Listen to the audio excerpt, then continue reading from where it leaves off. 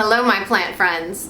Today I'm gonna walk you through the steps to make this cute little thing. It's a plant on a, whatever it is, really pretty piece of wood.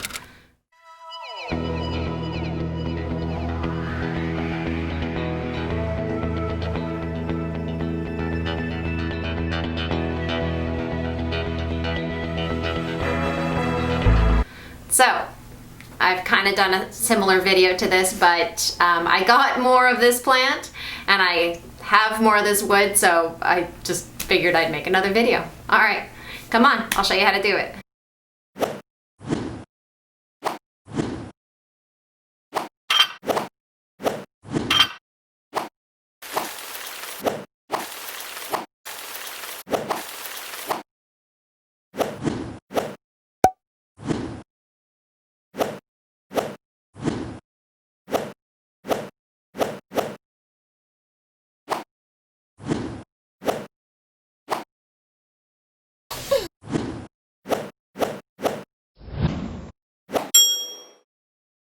Just kidding.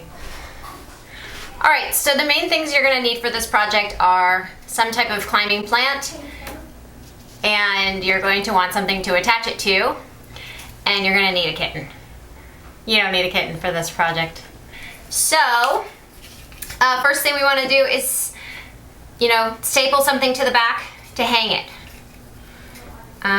Kitty, over this way. So, pretty simple. Just staple it to there. I usually put a few staples in there. Just make sure it's gonna stay. Okay, so once you've attached something to the back, this could be a metal hook. Hi. It could be a metal hook, or it could be a piece of string. I have these little eyelets that you can screw in. It's another option. And you're gonna want a piece of your plant. Before you get the piece of plant though, you're gonna want to get your sphagnum peat moss. Kind of want to decide how the sphagnum's gonna go, and depending on the plant, you want to try to get as much sphagnum on there as you can. With a plank of wood, you can staple gun it to it, but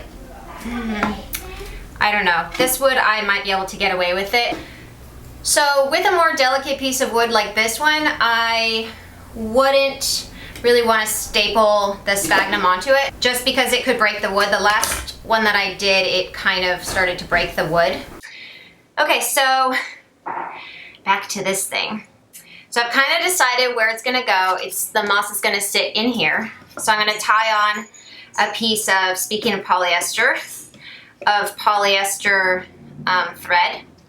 And better than cotton, because the polyester doesn't break down as quickly. Oh, good. You're attacking the microphone.